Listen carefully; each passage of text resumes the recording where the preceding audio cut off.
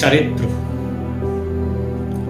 एक व्यक्तित्व में चरित्र की अपनी अलग प्रधानता है। भगवान राम ने बाण चलाया है और वह बाण सीधे रावण की नाभि में जाके लगा है, और ऐसा कहते हैं कि रावण आसमान से इतनी वेग से नीचे गिरा कि पूरी पृथ्वी हिलने लगी। रावण नीचे पड़ा हुआ है और भगवान राम लक्ष्मण जी से कहते हैं कि आप जाइए और रावण से कुछ शिक्षा लेके। लक्ष्मण जी जाते हैं और उनके सिर हाने खड़े हो जाते हैं। भगवान राम जी कहते हैं कि किसी से भी कुछ शिक्षा लेनी है तो उनके शीश पर नहीं, उनके चरणों पे जाओ। और भगवान राम के कथन अनुसार लक्ष्मण जी रावण के चरणों की तरफ जाते हैं और हाथ जोड़ के प्रार्थना करते हैं कि हे प्रभु, आप जाते जाते कुछ शिक्षा देके जाइए। तो रावण एक बात कहता है, मैं आपको क्या शिक्षा दूं? आप सिर्फ मुझे एक प्रश्न का जवाब दे दीजिए। तो लक्ष्मण जी कहते हैं कि मैं क्या जवाब दूं? किस प्रश्न का? तो रावण कहता है, रावण कहता है कि मैं ब्राह्मण और तू क्षत्रिय। मैं ब्राह्मण हूं और तू क्षत्रिय है। मैं तुझसे श्रेष्ठ हूं, मैं तुझसे बड़ा हूं। रावण कहता है, इस पृथ्वी पर न कोई ब्राह्मण दूजा है, इस पृथ्वी पर न कोई ब्राह्मण दूजा है। महादेव को मैंने सिर काट काट के पूजा है, महादेव को मैंने सिर काट काट के पूजा है। तो मुझ जैसा प्रकांड विद्वान भी कोई नहीं, तो मैं इसमें भी आपसे श्रेष्ठ हूं।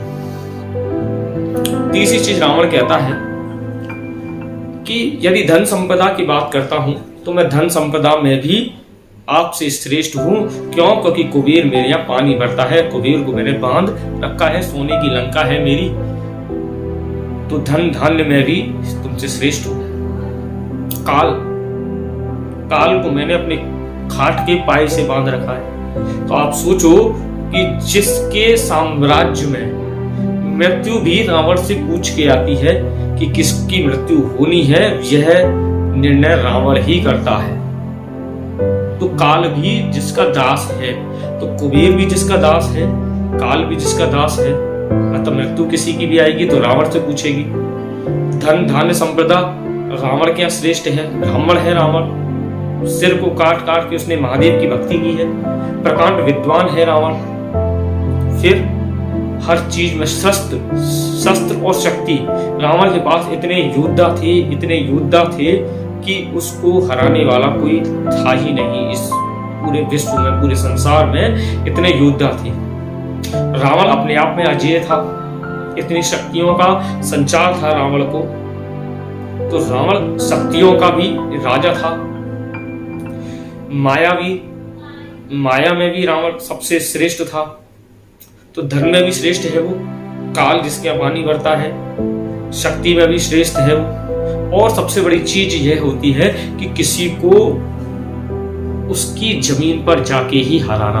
आप किसी और जगह जाओ, जिस के स्थान पर आप जाते हैं उसकी शक्तियां वहां तेज होती हैं। लेकिन भगवान राम 7 समुंदर पार से और अकेले 2 वनवासी। और एक चीज बताऊं, जब कोई श्रेष्ठ व्यक्ति होता है ना तो लोग उनका नाम नहीं लेते हैं। आपने देखा होगा, अगर आपने श्री रामचरितमानस पढ़ी हो, कि रावण भगवान राम और लक्ष्मण का नाम नहीं लेता था, वनवासी बोलता था। तो हे वनवासी करके वो उनका संबोधन करता था। तो 7 समुंदर पार से और आप आए और आपने मेरी ही जमीन पर और मेरी ही जमीन खत्म कर दी, मैं ही यहां पड़ा हुआ हूं। तो आप सोच सकते हैं तो कमी कहां रही? श्रेष्ठ था मैं तुमसे श्रेष्ठ, ब्राह्मण में, बल में मैं श्रेष्ठ, धर्म में मैं श्रेष्ठ, शक्ति में श्रेष्ठ, और मेरे पास सेना इतनी विशाल सेना थी कि आपकी सेना कुछ भी नहीं, उसके बावजूद भी मेरा संपूर्ण नाश हो गया और मैं आज यहाँ पड़ा हुआ हूं। इसका कारण क्या है, मैं जानना चाहता हूँ। लक्ष्मण जी चुप हो गए। लक्ष्मण जी के पास इसका कोई जवाब नहीं था, क्योंकि वो रावण की शक्ति से भली भांति परिचित थे, और वे शांत हो गए। तो रावण कहता है, इसका जवाब मैं देता हूं। रावण कहता है कि सब चीजों में मैं श्रेष्ठ हूं, लेकिन एक चीज थी जो राम के पास थी, और वह चरित्र। और चरित्र जो है, राम जी का जो चरित्र है, वह इन सब पर भारी पड़ गया। शक्ति पर भारी पड़ गया, धन पे भारी पड़ गया, वैभव पे भारी पड़ गया, साम्राज्य के ऊपर भारी पड़ गया, सब पर एक चरित्र भारी पड़ जाता है।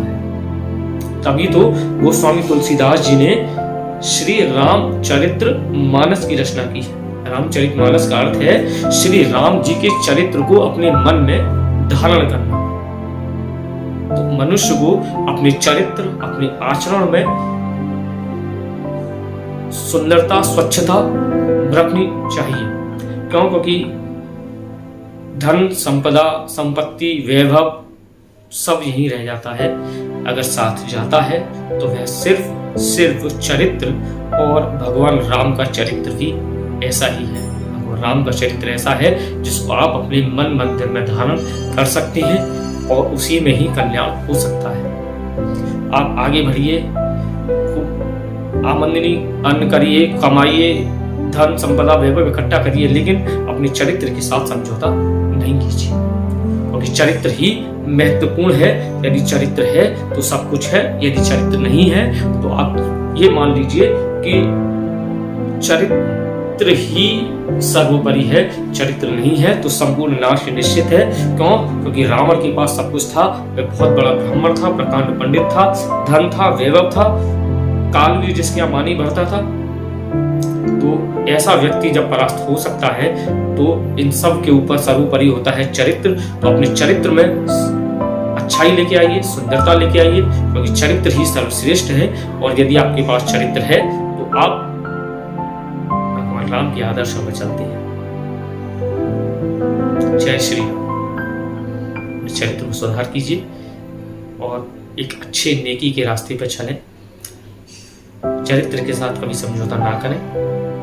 धन संपदा सब आती है, जाती है, लेकिन चरित्र अगर एक बार खराब हो गया तो सदैव के लिए वह कलंकित हो जाता है और उसको सुधार नहीं किया जा सकता। धन आज है, कल नहीं है, या कल नहीं था और परसों आ जाएगा, मतलब कि आना जाना लगा रहेगा, लेकिन चरित्र एक बार अगर खराब हो गया तो विनाश निश्चित है। इसीलिए गोस्वामी जी ने श्री रामचरितमानस की जो है रचना की है, जो रामचरितमानस में बताती है कि श्री राम जी के चरित्र को अपने मन मंदिर में धारण करें, उनकी आराधना करें। इसी के साथ जय श्री राम, जय श्री राधे।